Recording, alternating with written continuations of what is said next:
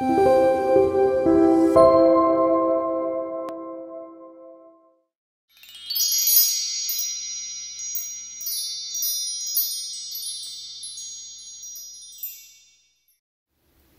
이제 10장 볼 건데요.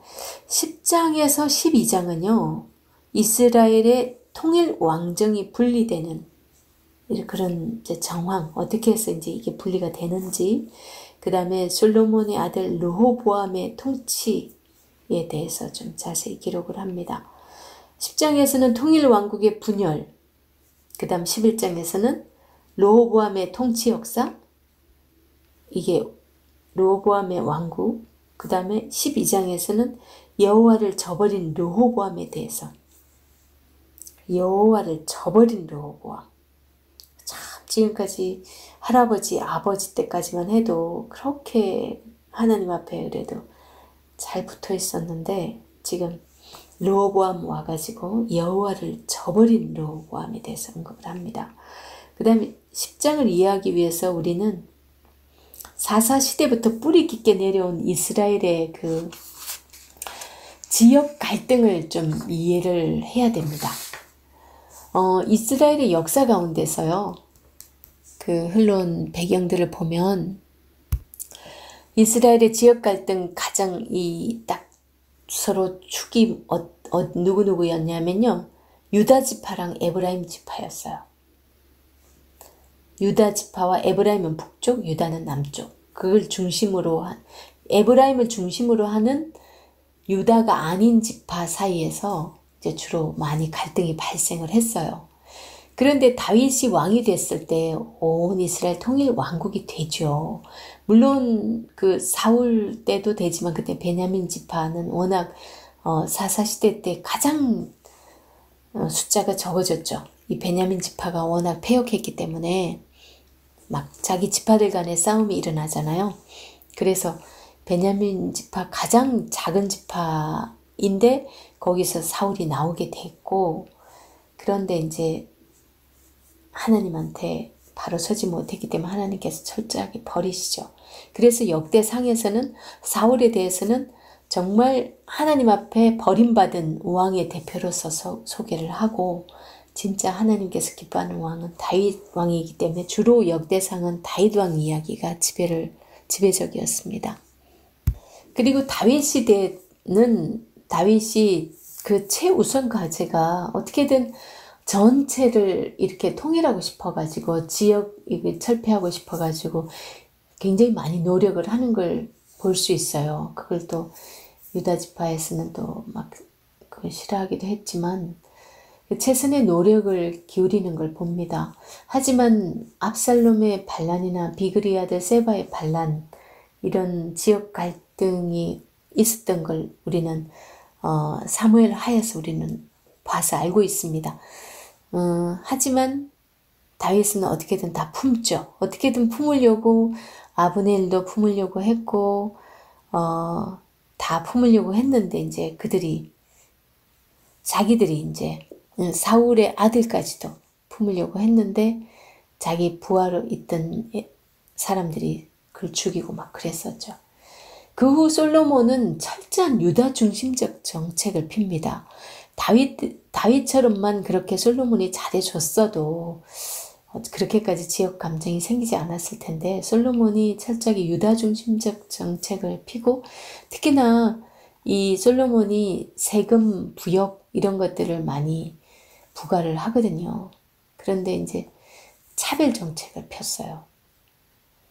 그래서 북쪽을 중심으로 하는 비유다 지파 사람들은 원성이 자자했던 거죠.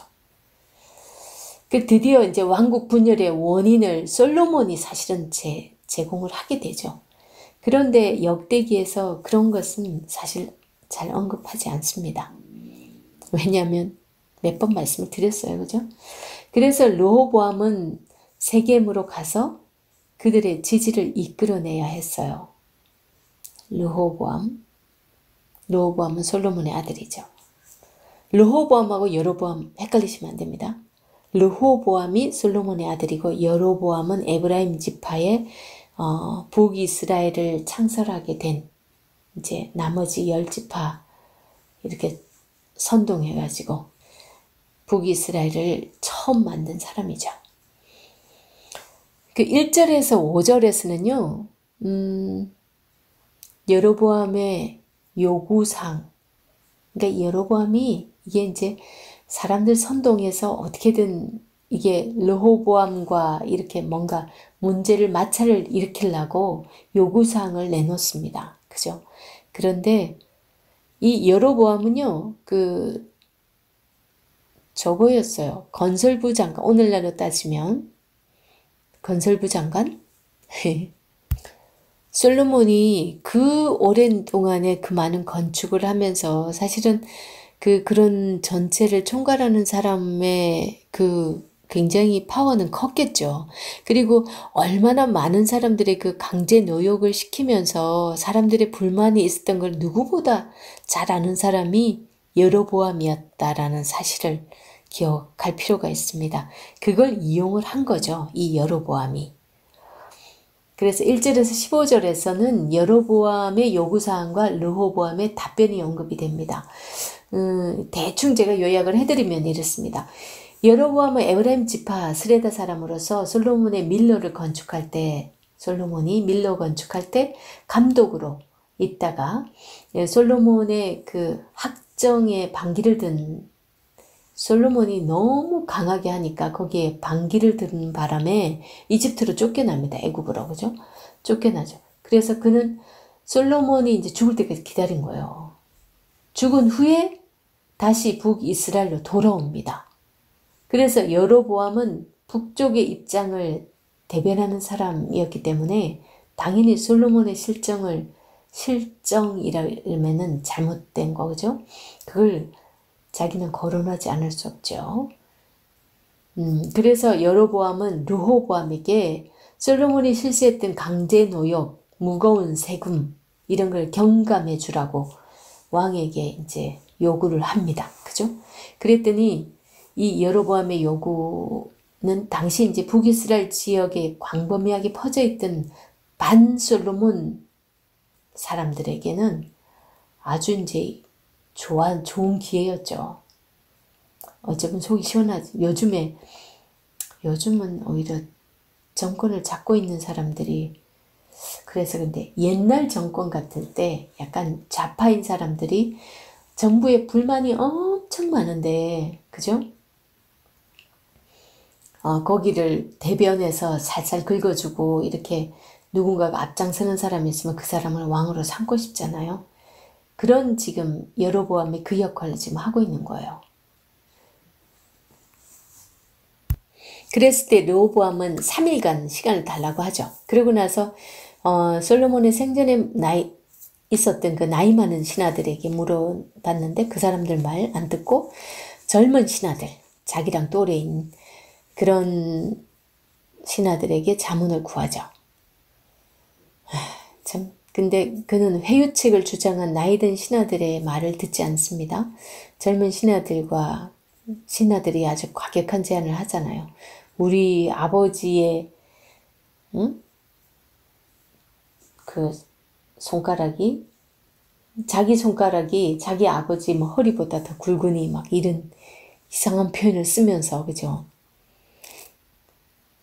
자기는 아버지는 채찍으로 가죽 채찍으로 했다면 자기는 정갈 채찍으로 할 거다고 그렇게 못된 말을 합니다.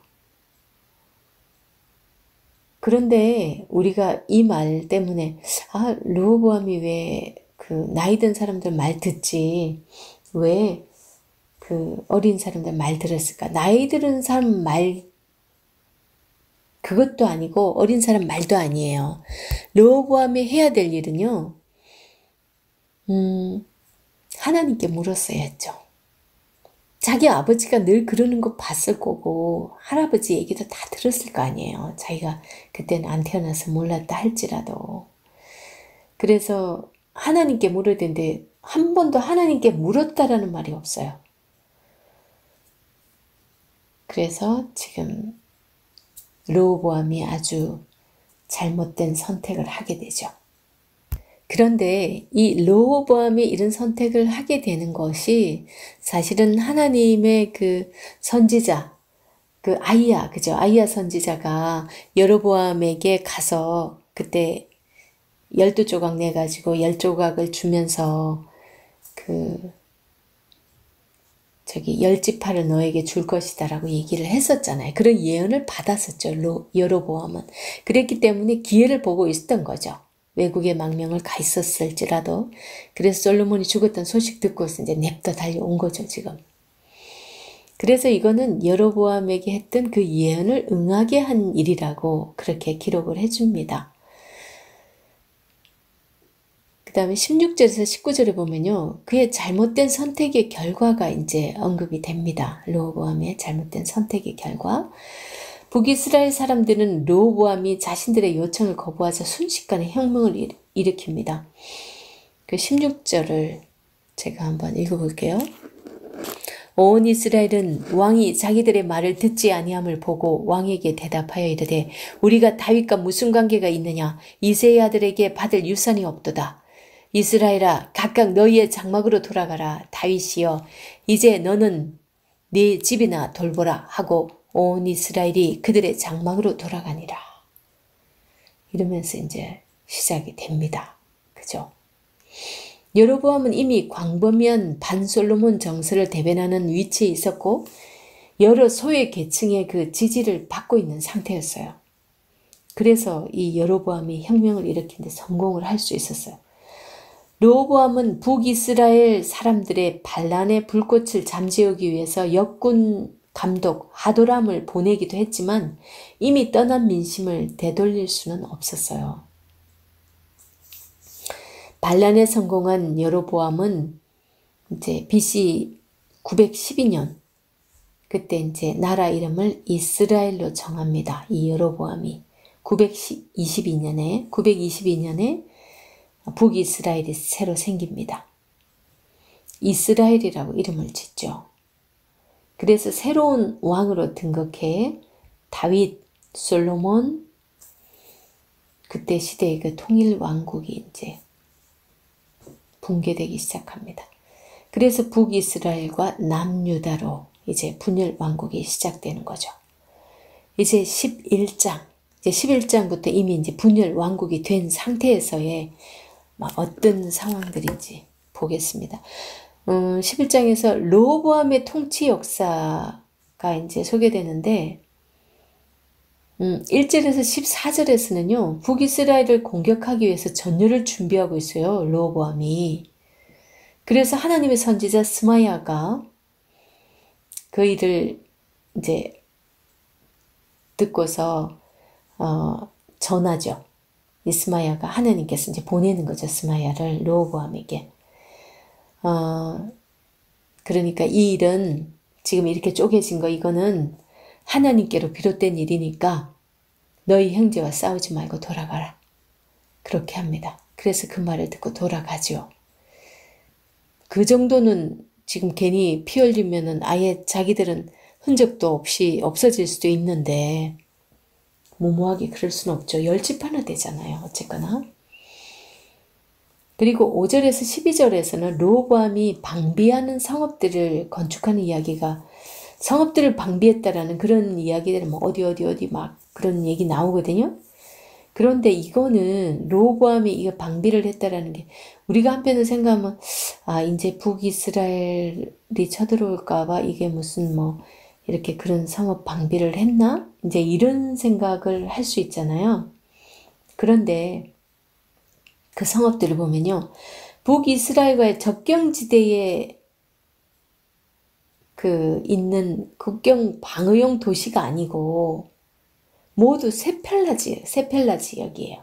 이제 남유다에서 이제 세펠라 지역이라면 거기 이제 굉장히 농사 잘 지을 수 있고 살기 좋은 그런 쪽.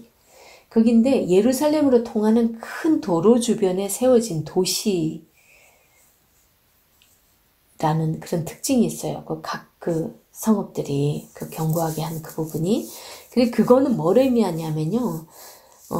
블레셋과 같은 외적의 침입에 대비하기 위한 이제 목적도 있지만 이제 자기들밖에 없으니까 그보다도 더 큰 이유가 이제 남쪽 자기들 그 지역 중심으로 중앙정부에 대한 불만을 품고 반란을 일으킬 수 있는 그런 게 생기지 않도록 곳곳에다가 그렇게 중앙관리 시스템을 지금 만들어 놓은 거예요. 그래서 중앙관리들을 그곳에 파견을 해가지고 곳곳에 이제 그걸 다 관할하게 해서 이제 사람들 반란 못 일으키게. 이제 지금 열지파가 이렇게 뚝 떨어져 나가고 나니까 정신 번쩍 드는 거죠. 이제 여기서도 혹시나 나한테 지금 불만이 있는 놈들이 또 일어나서 끝내버리면 안 되니까 그만큼 이제 한편으로 불안했겠죠. 그래서 이제 지금 이 나라 확실하게 내가 단돌이 잘 해야 되겠다. 그 생각을 한 거예요. 그래서 이제 13절에서 17절에서 유다로 넘어온 이제 북이스라엘의 그 제사장과 레위인들을 언급하고 있거든요. 이제 북이스라엘이 왜 이 제사장과 레위인들이 북이스라엘 지파에 속했던 사람들이 남유다로 넘어와 버리냐면 이 여로보암이라는 사람이 제사장들은 원래 레위인들을 세워야 되는데 다 레위인들 다 파면시키고 아무 다른 지파 사람들을 임명을 해버려요. 자기가 금송아지 섬기기 위해서 그 합당한 사람들을 그냥 임명을 해버리거든요.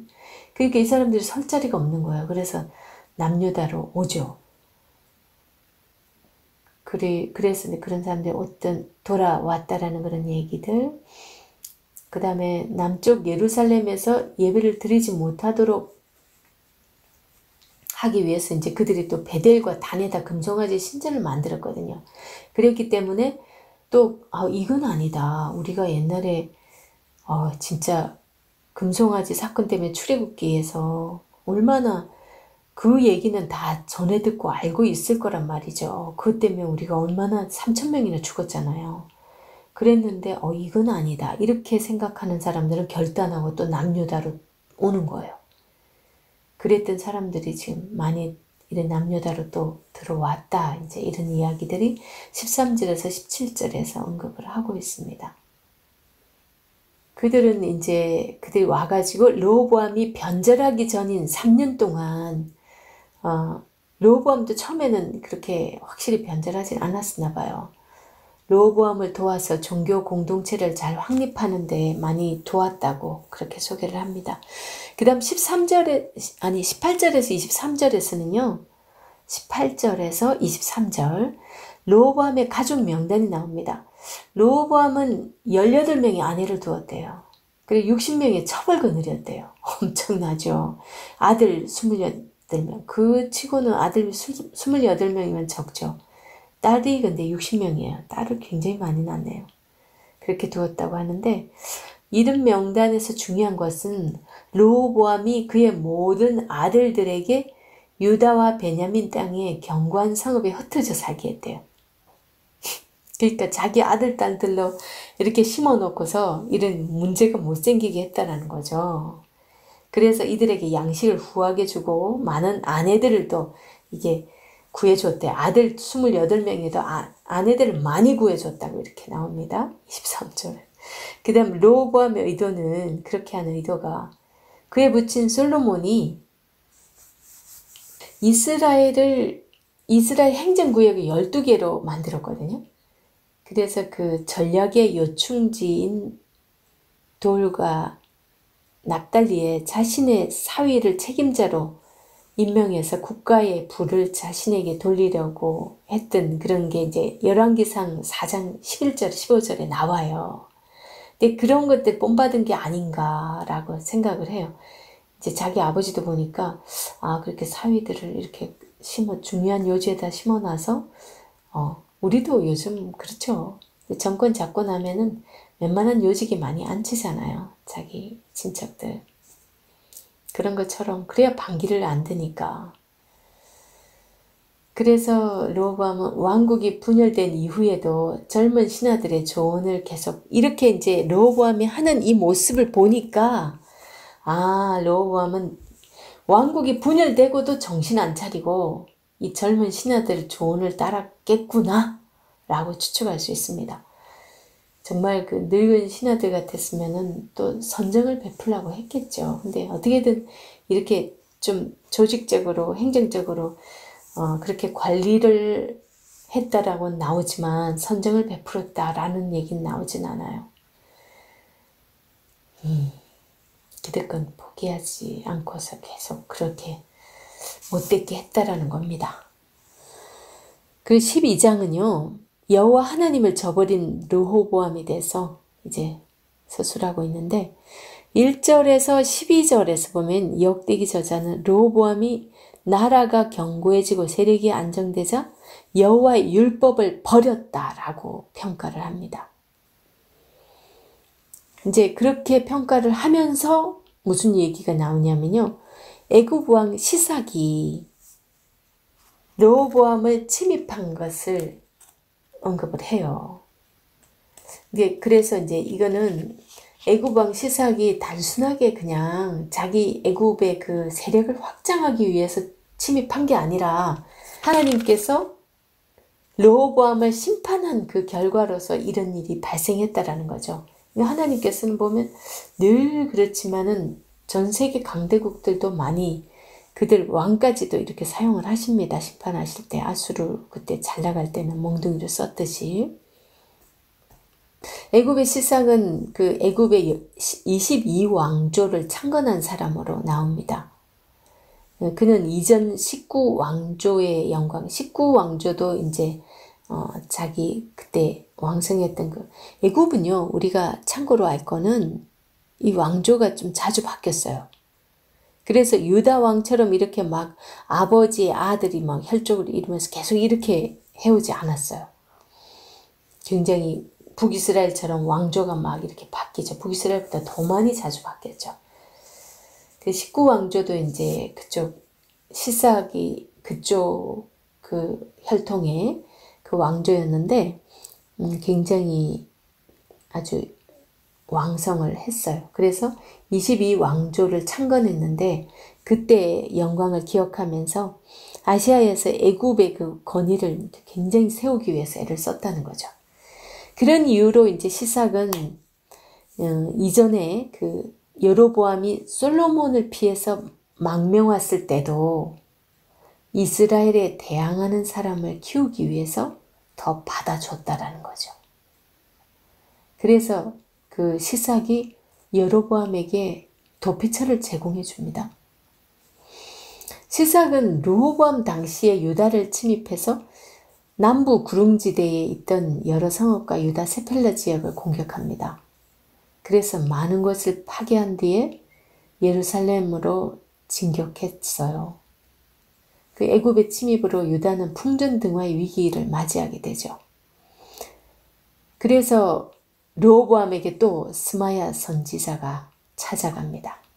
그래서 뭐라고 얘기하냐면 르호보암이 여호와를 버렸기 때문에 하나님께서도 그를 버려서 침공을 당하게 하였다라고 그렇게 말씀을 전합니다.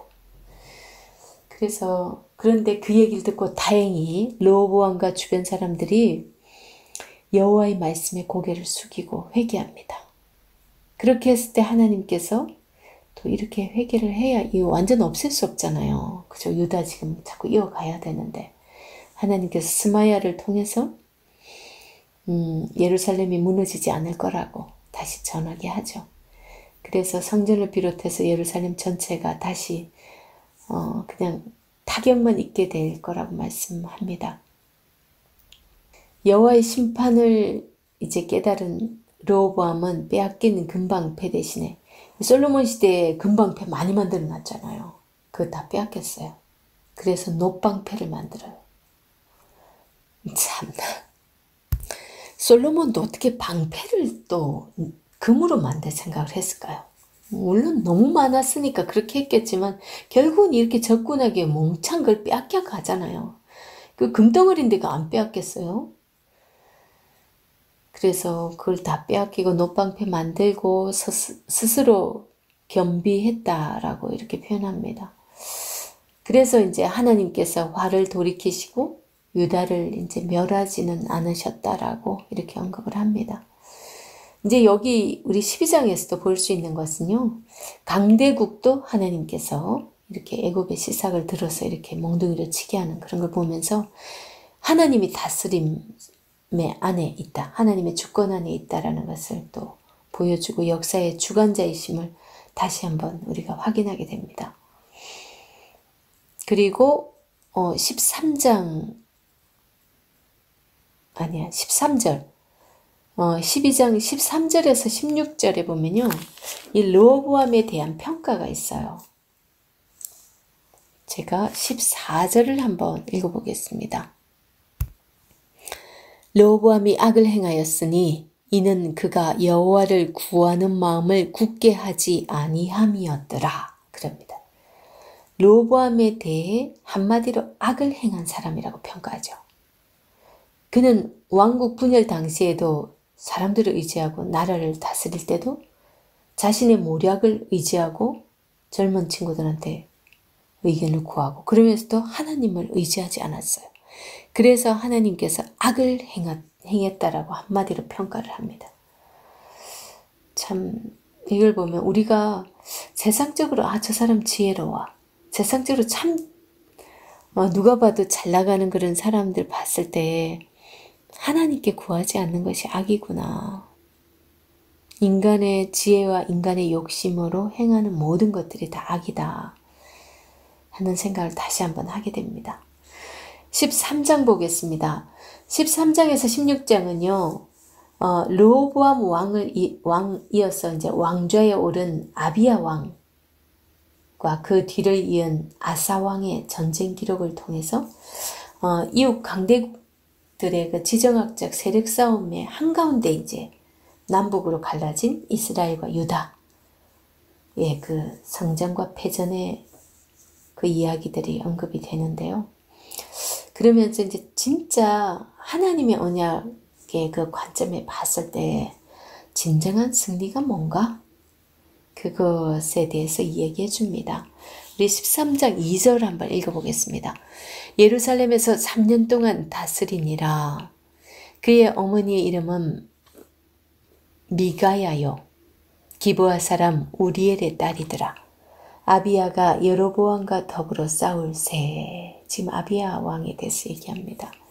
1절이 여로보암 왕 18째 해에 아비야가 유다의 왕이 되고, 이제는 남북이 되니까 뭐 누구 어떤 왕 몇째 해에 이러면은 그 상대방의 왕 이야기를 하겠구나. 그렇게 항상 생각하면 된다고 제가 말씀드렸어요. 그래서 여로보암 왕 18째 해니까 18년이 된 거예요. 여로보암이 지금 북이스라엘 다스린 지가. 그런데 남쪽에는 이제 르호보암 대신에 지금 아비야가 왕이 됐다는, 르호보암이 죽었고 아비야가 유다의 왕이 됐다라는 거예요. 그런데 이제 그는 3년을 다스렸대요. 그래서 사실은 여로보암은 18년을 다스렸으면 어느 정도 지금 완전 왕위가 확립됐고 확실하게 좀 어느 정도 다 갖췄겠죠. 근데 아비야는 3년밖에 안 됐어요. 왕이 된 지.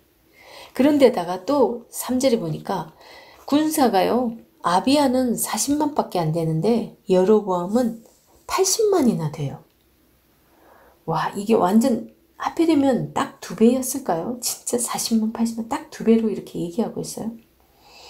그리고 13절을 보면요, 전략적인 면에서도 여로보암은 유다의 뒤를 둘러 복병하는, 이미 이러면 어찌 보면 진 거 아니에요?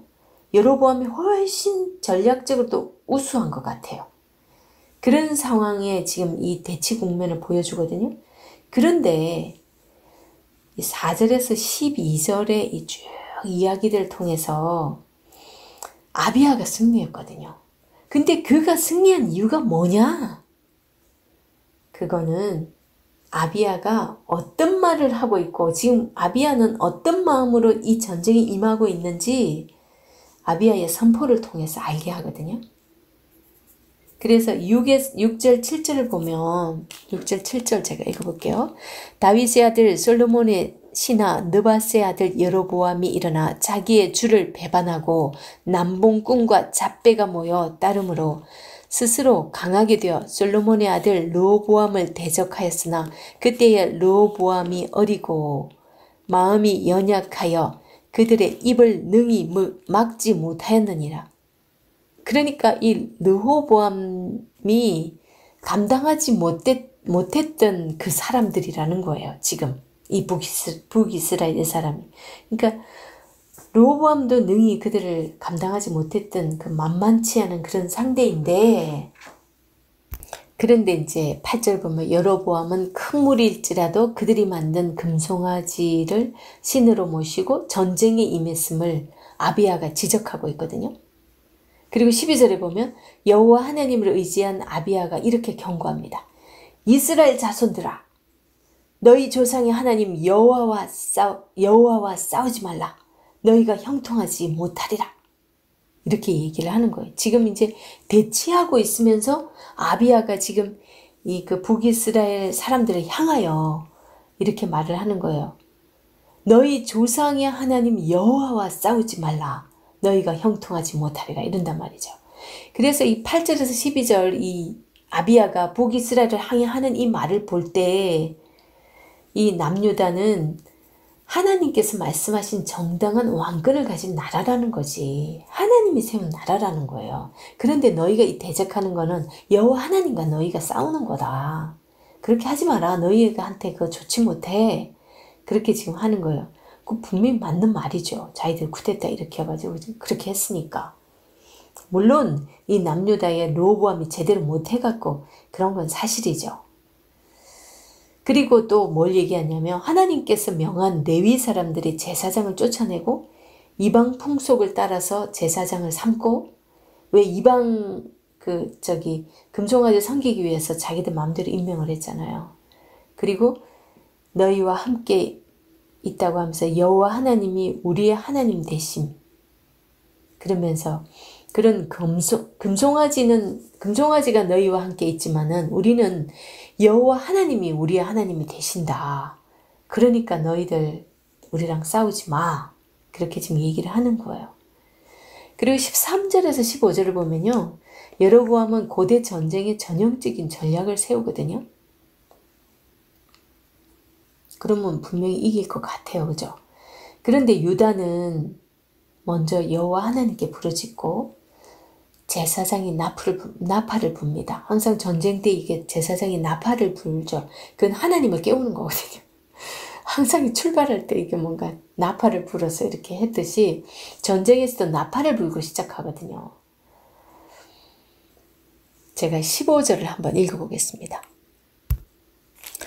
유다 사람이 소리 지를 때에 하나님이 여로보암과 온 이스라엘을 아비야와 유다 앞에서 치시니. 그리고 17절에 보니까 이 전쟁에서 죽임당한 사람이 이스라엘 백성, 그 북이스라엘을 얘기하는 거죠. 50만 명이었대요. 엄청난 손실이었죠. 이런 결과는 철저하게 유다가 여호와 하나님을 의지하는 신앙이 하나님 보시기에 기뻤다는 거죠. 그래서 하나님께서 그들을 친 거죠. 에이구.